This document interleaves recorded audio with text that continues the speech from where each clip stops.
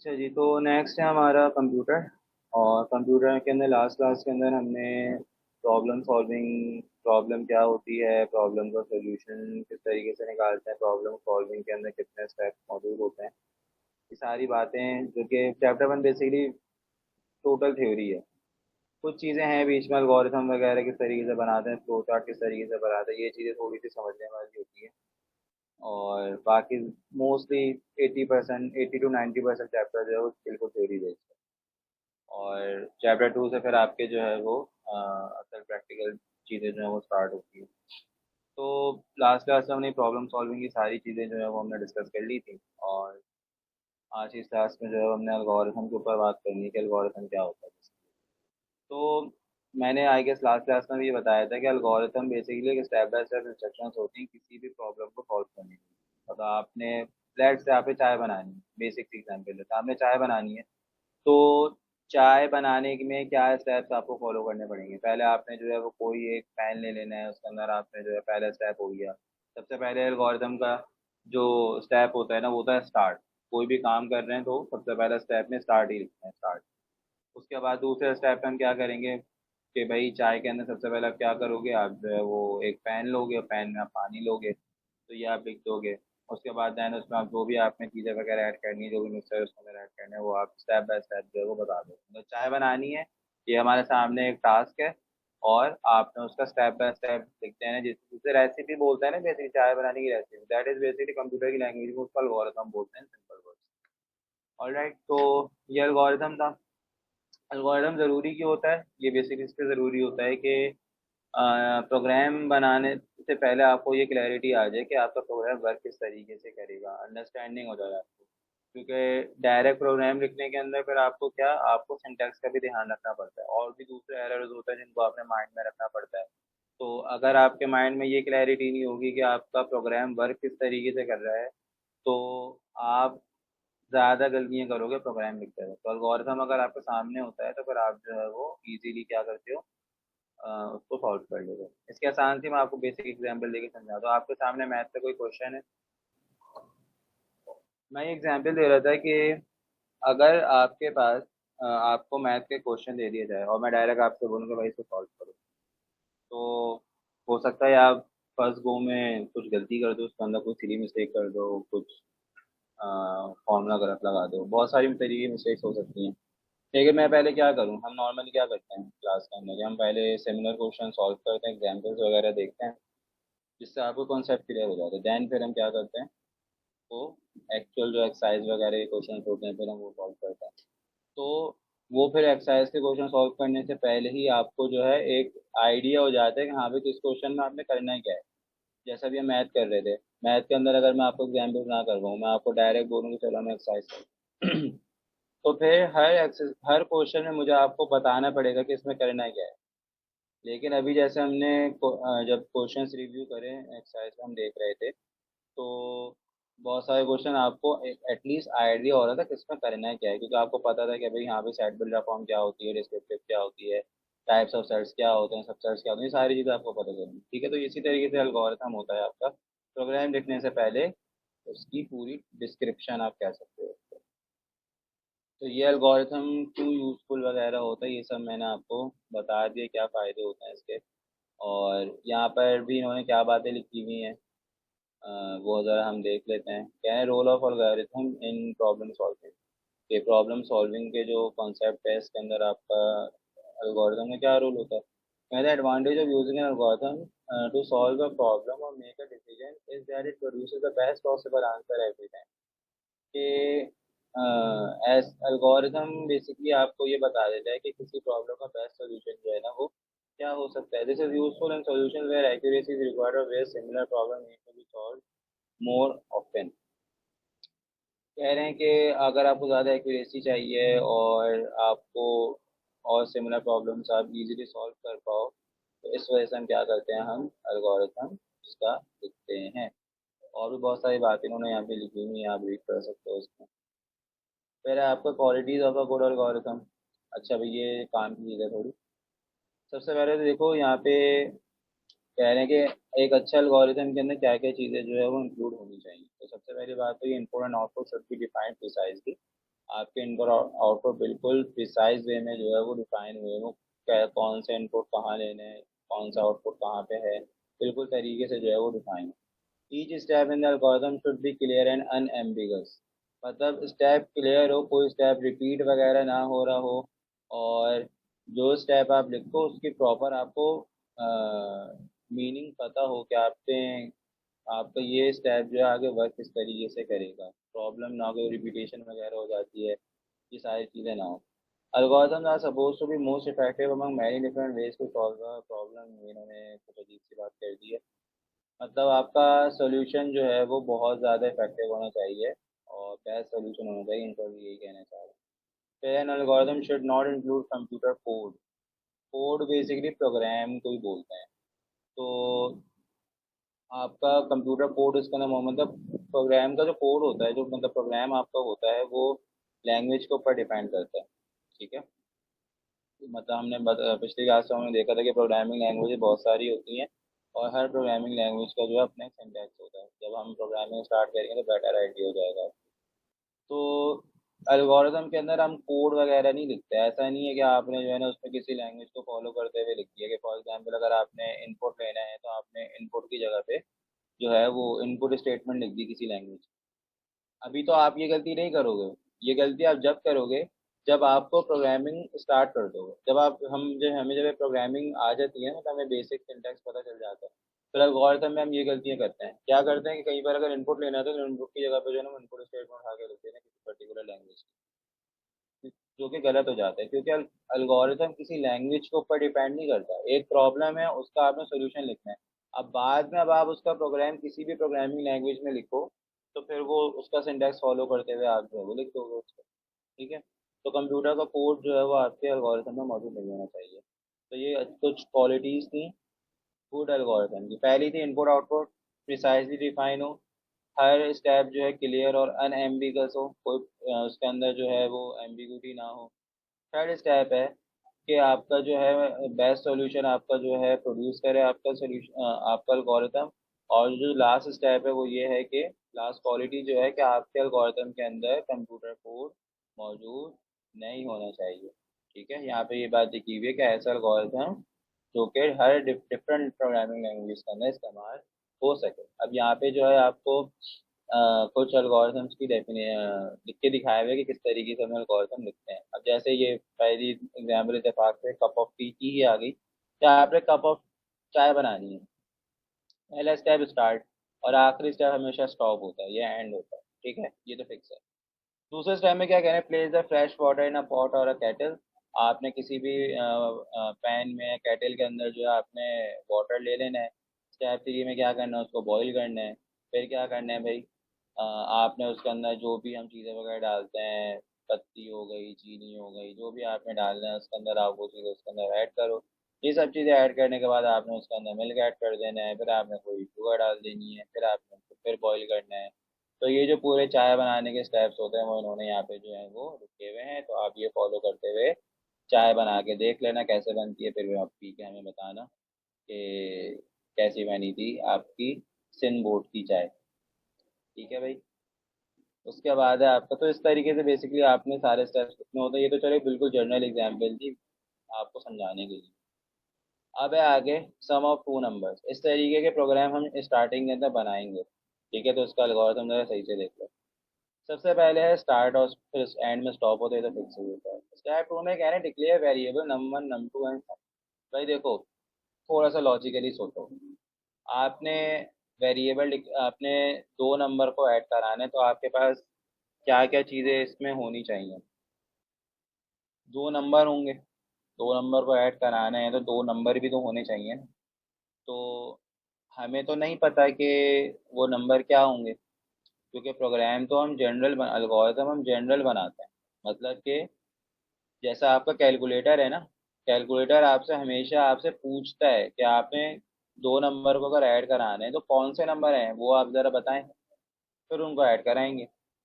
तो जिस चीज़ की वैल्यू हमें नहीं पता होती ना, हम उसको जब भी प्रोग्राम या एल्गोरिथम लिखते हैं हम उसको वेरिएबल का नाम दे देते हैं।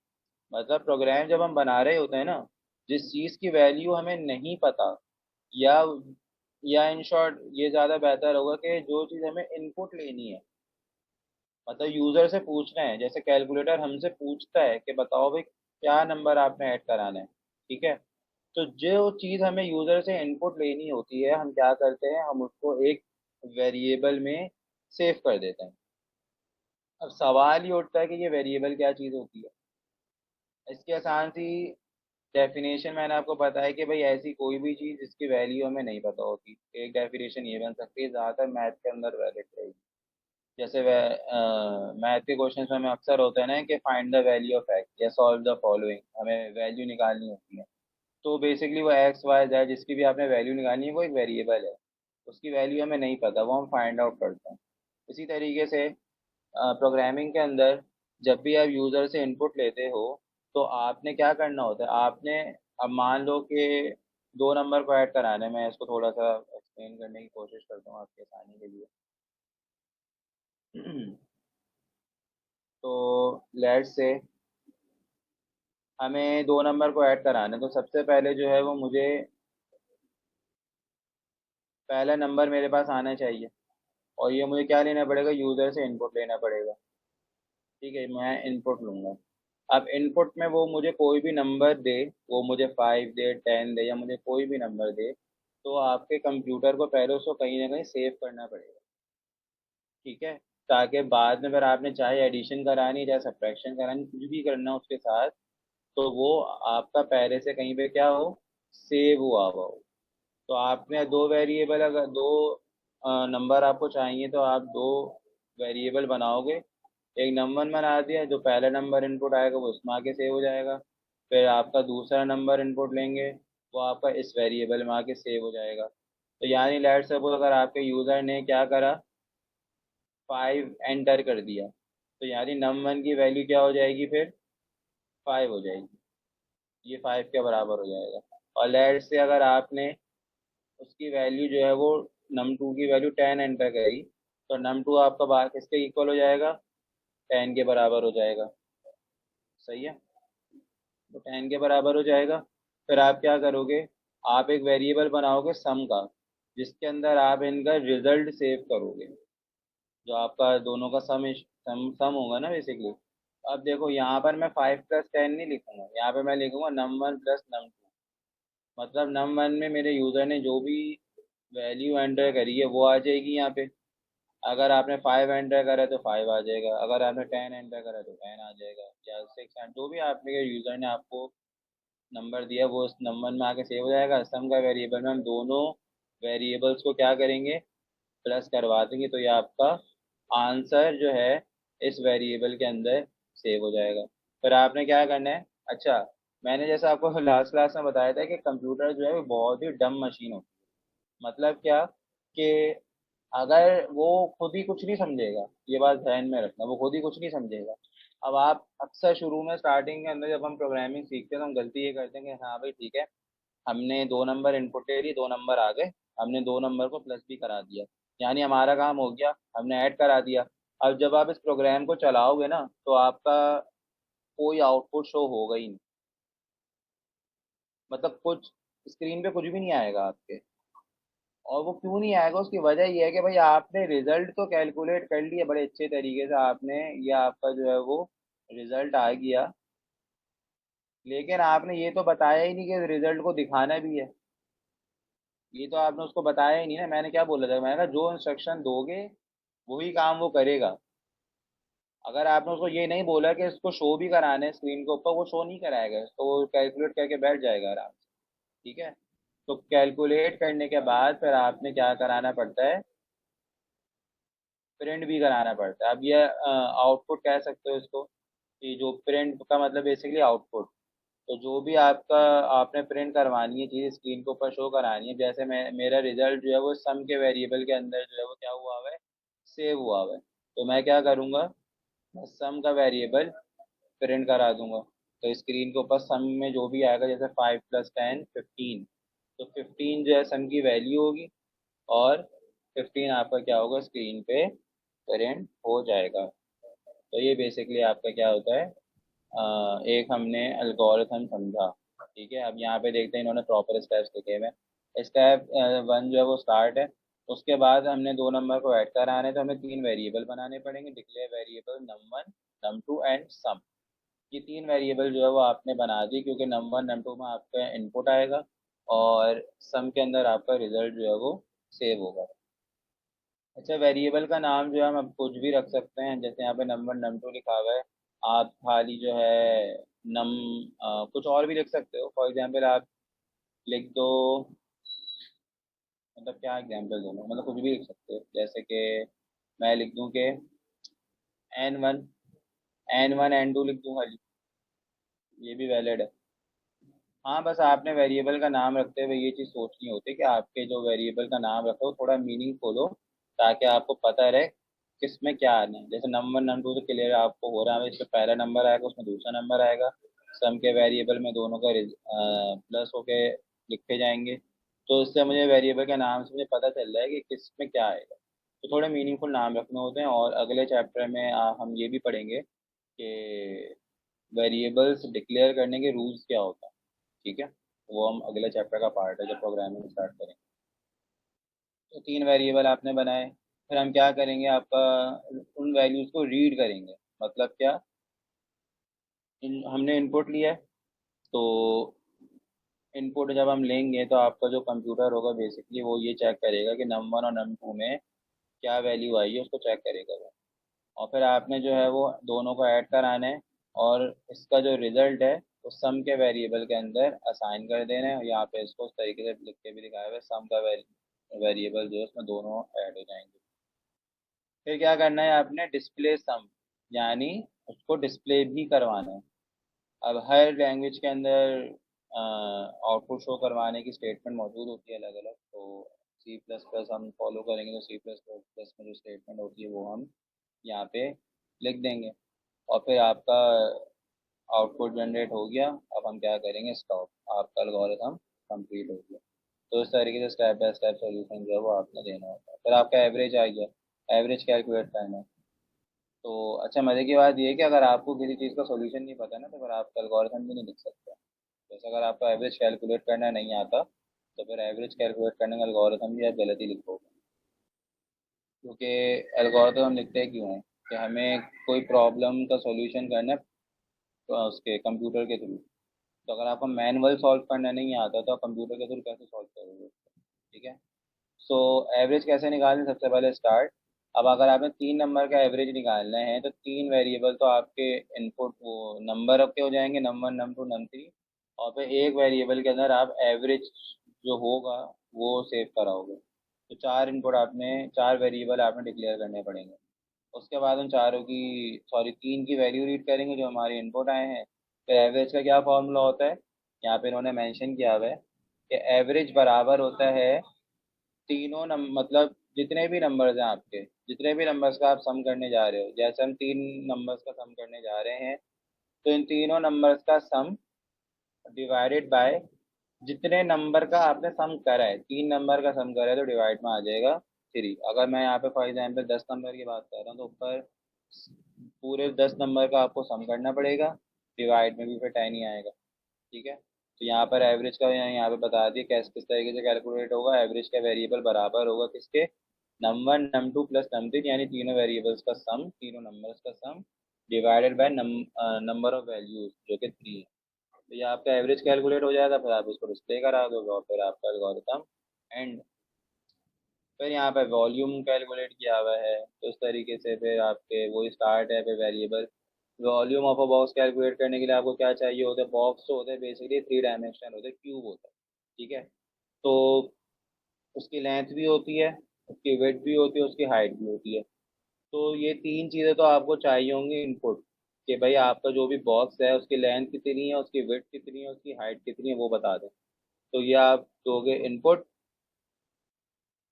और इनपुट आप दोगे, एंड देन जो है वो क्या कहते हैं, लेवल करे आपका। हाँ, 3 इनपुट आपके आएंगे। आप ये बताओगे, आपका यूज़र बताएगा कि भाई उसका जो भी बॉक्स है उसकी लेंथ विड्थ और हाइट कितनी है। एक वेरिएबल आप डिक्लेयर कर दोगे वॉल्यूम का, जो भी आपका वॉल्यूम कैलकुलेटेड वॉल्यूम होगा वो उस वेरिएबल के अंदर सेव।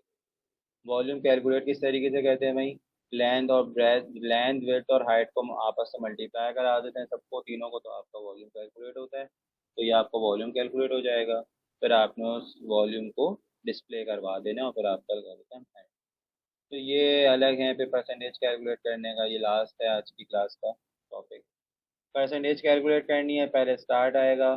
सबसे पहले परसेंटेज के लिए आपको क्या चाहिए होता है? आपको फॉर एग्जांपल आप अपनी अभी आपका इंशाल्लाह क्लास 9 का रिजल्ट आएगा कुछ टाइम बाद। तो अक्सर ऐसा होता है कि आपको जो है वो वेबसाइट वगैरह के ऊपर मार्क्स दे देते हैं, मतलब परसेंटेज नहीं आती, आपको जो है वो मार्क्स पता चल जाते हैं भाई इतने मार्क्स आए। तो आप उन मार्क्स को जो आपके आए होते हैं उनको आप टोटल मार्क्स से डिवाइड कराते हो, फिर आप मल्टीप्लाई बाय 100 कर दो तो आपकी परसेंटेज कैलकुलेट होकर आ जाती है। ठीक है। अक्सर बच्चे जो है वो बेचारे उनको परसेंटेज कैलकुलेट करनी नहीं आ रही होती है, वो अपने मार्क्स जो है वो मैसेज कर रहे होते हैं कि परसेंटेज कैलकुलेट करके बता दें। तो आप यहाँ पे सीख लो किस तरीके से कैलकुलेट करते हैं। तो सबसे पहले तो आपने एक वेरिएबल बना लिया, पार्ट, टोटल एंड परसेंटेज। अब देखो, मुझे पार्ट के वेरिएबल को मैं ऑब्टेन करके भी लिख सकता हूँ। ऑब्टेन का मतलब क्या है कि जो मार्क्स आपके आए हैं, ठीक है, तो ऑब्टेन लिख दूं मैं। तो ऑब्टेन मार्क्स, टोटल मार्क्स आपको बताने पड़ेंगे, और फिर आपको एक वेरिएबल परसेंटेज का बनाना पड़ेगा जिसमें परसेंटेज कैलकुलेट होगी और वो आप डिस्प्ले कराओगे। तो ये तीन वेरिएबल आपके बनेंगे। पार्ट का वेरिएबल जो है उसके अंदर आपके वो मार्क्स आएंगे जो कि आपने सिक्योर करें, आपके आए हैं, और टोटल में आपका टोटल मार्क्स आ जाएंगे। और फिर आप इन दोनों को क्या कराओगे? डिवाइड कराओगे, मल्टीप्लाई बाय 100 करके, तो फिर आपकी परसेंटेज निकल कर आ जाएगी। और फिर आप उसको डिस्प्ले करा दोगे और फिर यहाँ पे आपका एल्गोरिथम जो है वो ख़त्म हो जाएगा। सो ये हमारा था एल्गोरिथम कैलकुलेट करने का। एल्गोरिथम के कुछ स्टेप्स थे, किस तरीके से एल्गोरिथम जो है वो कैलकुलेट मतलब लिखा जाता है। तो ये हमने डिटेल में देख लिया किस तरीके से लिखा जाता है। अब आगे कुछ और इसके प्रैक्टिस क्वेश्चन बुक के एंड के अंदर मौजूद हैं, चैप्टर के एंड के अंदर मौजूद हैं। तो जब चैप्टर हमारा एंड होगा तो फिर हम वो देखेंगे। फिलहाल हमारा गोल ये है कि एटलीस्ट जितनी चीज़ें आपकी बुक के अंदर मौजूद है वो हम कवर अप कर लें। ठीक है। और इसमें कोई रट्टे मारने वाली बातें नहीं है। अक्सर बच्चे जो है ना, फॉर एग्जांपल क्या करते हैं कि लेट से परसेंटेज कैलकुलेट करने का या सम ऑफ टू नंबर्स का एल्गोरिथम जो है वो लिखने के लिए किसी पास पेपर में आ गया, लेट सपोज, ये किसी इम्पोर्टेंट पेपर, आप लोग के मशहूर ज़माना मिडनाइट पेपर्स जो आते हैं, इसके ऊपर इरादा है मेरा एक वीडियो बनाने का कि मिडनाइट पेपर किस तरीके से आप लोग को बेवकूफ़ बना रहे होते हैं मिडनाइट पेपर के नाम पे। तो तो उसके अंदर अगर किसी ने डाल दिया कि भाई एल्गोरिथम आ गया शॉर्ट के अंदर कि एल्गोरिथम लिखना है दो नंबर को सम कराने का, सम ऑफ टू नंबर्स का एल्गोरिथम लिखना है, फिर क्या करते हैं बच्चे? रट्टे मारेंगे उसको, यहाँ पे याद करके जाएंगे। भाई याद करने की चीज़ ही नहीं है आपको, बस स्टेप्स पता होने चाहिए आपको, कुछ रूल्स पता होने चाहिए। जैसे शुरू में लिखा हुआ स्टार्ट, एंड में स्टॉप आता है, लिखते हैं किस तरीके से, अगर आपने वेरिएबल डिक्लेयर करना है तो कैसे लिखा जाता है। तो ये सारी आपने अपनी ब्रेन स्टॉर्मिंग करनी है, और आपने जो है वो कोई भी आपको प्रॉब्लम देना उसका एल्गोरिथम आपको इस तरीके से स्टेप्स फॉलो करके लिखना पड़ेगा। क्योंकि देख लो काफ़ी सारे में कॉमन स्टेप्स हैं, बस वो प्रॉब्लम के अकॉर्डिंग जो आपने कैलकुलेट करना है उसके अकॉर्डिंग थोड़ी बहुत चेंजेस हो रहे हैं। तो ये कोई याद करने की चीज़ें नहीं है, ये समझने की चीज़ है। आप समझ लोगे, आप फिर ये खुद से लिखना जो है ना वो सीखो, इसकी प्रैक्टिस करो, जो कि हम करेंगे अभी आगे की क्लासेस के अंदर। तो ये कुछ हरकतें हैं जो बच्चे कर रहे होते हैं, पता नहीं क्यों करते हैं, समझ में नहीं आती है। तो ये हमारा आज की क्लास का टॉपिक था। हमने एल्गोरिथम को अच्छे तरीके से समझा, उसकी एग्जाम्पल भी देखी। अगला टॉपिक जो कंप्यूटर के अंदर हम डिस्कस करेंगे वो है फ्लो चार्ट का। फ्लो चार्ट कुछ नहीं होता, बेसिकली आपका जो एल्गोरिथम होता है ना, एल्गोरिथम की ही डायग्राम को फ्लो चार्ट बोलते हैं। मतलब ये जो आपने यहाँ पे स्टेप्स लिखे हैं ना, तो इन्हीं स्टेप्स को आप एक डायग्राम के थ्रू रिप्रेजेंट करोगे। कुछ इस तरीके से सिंबल्स होते हैं, जैसे स्टार्ट का ये सिंबल होता है, स्टॉप का प्रोसेस हो रहा है तो ये सिंबल होता है, इनपुट आउटपुट का ये सिंबल होता है, पैरेललोग्राम। तो बस आपने अपने एल्गोरिथम को इस डायग्राम के अंदर फिट कर देना होता है, दैट्स इट। तो ये हम अगली क्लास के अंदर डिटेल में पढ़ेंगे किस तरीके से फ्लो चार्ट बनता है। तो आज की क्लास में फिलहाल इतना ही।